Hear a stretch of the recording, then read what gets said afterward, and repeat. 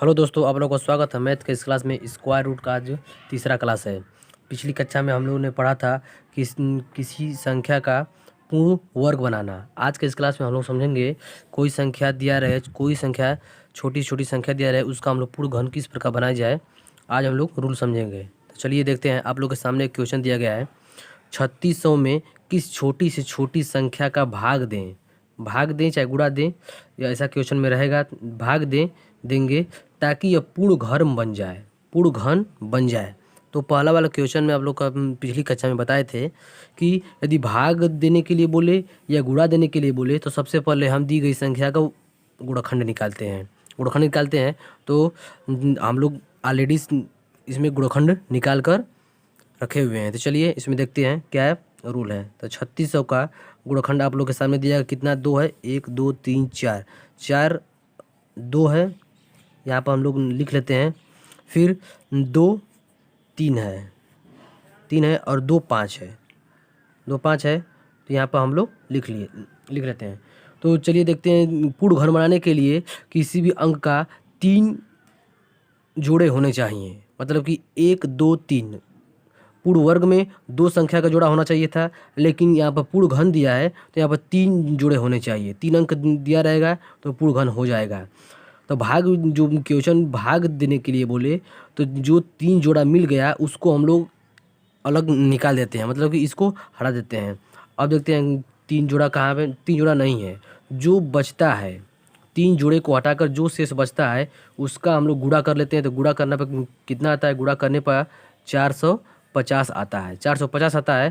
तो इसी का हम 3600 में भाग दे देंगे।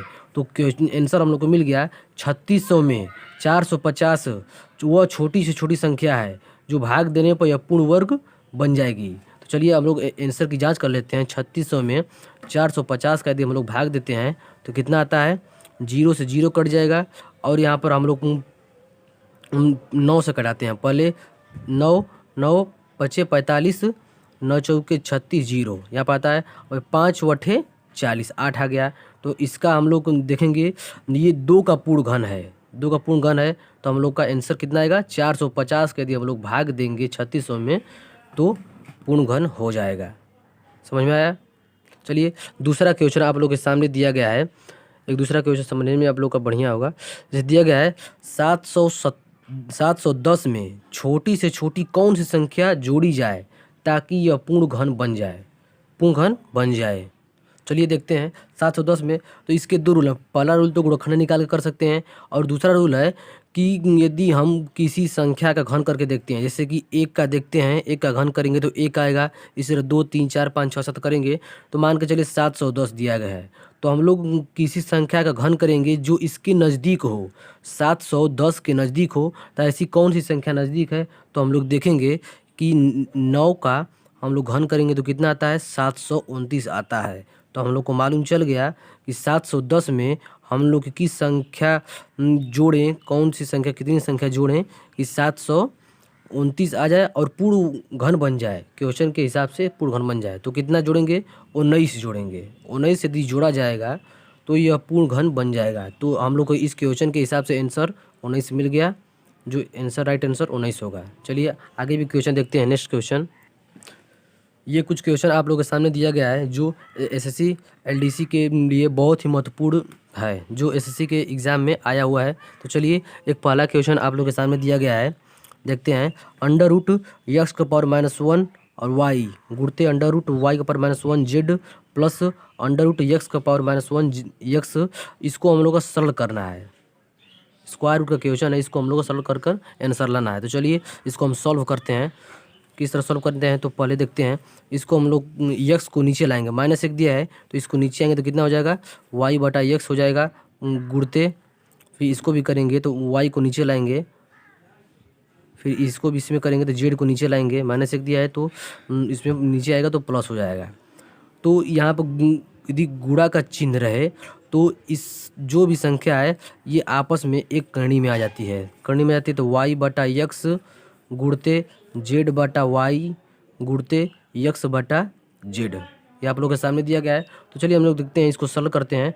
तो वाई से वाई कट गया, जेड से जेड और यक्स से यक्स, तो हम लोग को देखते हैं कि इसमें एक आंसर आप लोग का आता है, तो हम लोग का फाइनली आंसर 1 होगा। ठीक है। और ये दूसरा क्वेश्चन आप लोग के सामने दिया गया है। दूसरा क्वेश्चन आप लोग के सामने दिया गया है, बहुत ही इंपॉर्टेंट है। एसएससी एलडीसी में ये 2-3 बार पूछा गया है। तो चलिए इसको हल करते हैं।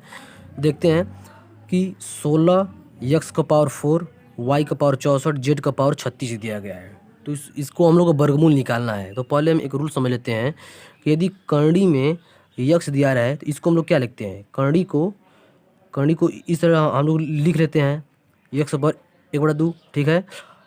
अब चलिए हम लोग इसको देखते हुए हम लोग इसको हल करते हैं। तो 16 किसका वर्ग है, 16 का वर्गमूल कितना होगा, 4 होगा। तो 4 यहाँ पर हो गया।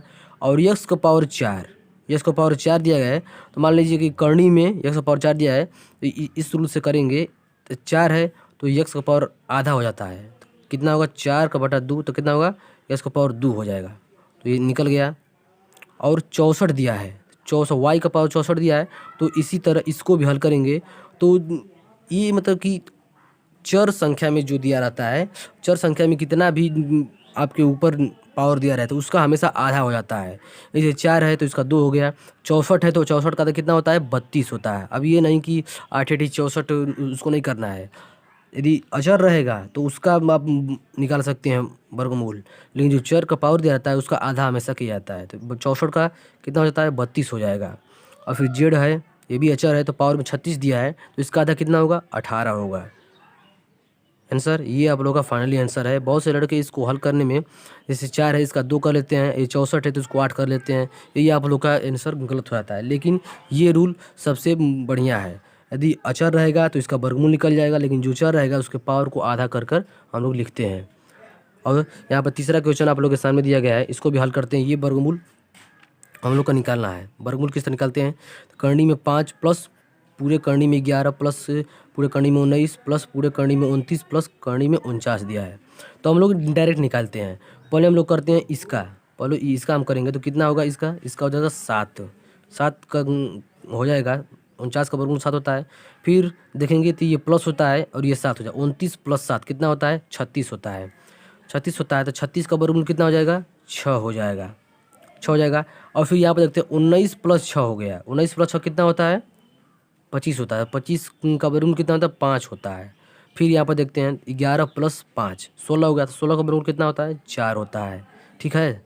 फिर यहाँ पर हो गया 5 प्लस 4 9 हो गया। तो 9 का वर्गमूल कितना होता है, 3। और इसके आगे कुछ नहीं है, लेकिन हम लोग को मालूम चल गया कि 3 ही फाइनली आंसर है। ठीक है। ये आप लोग को समझ कर करना है।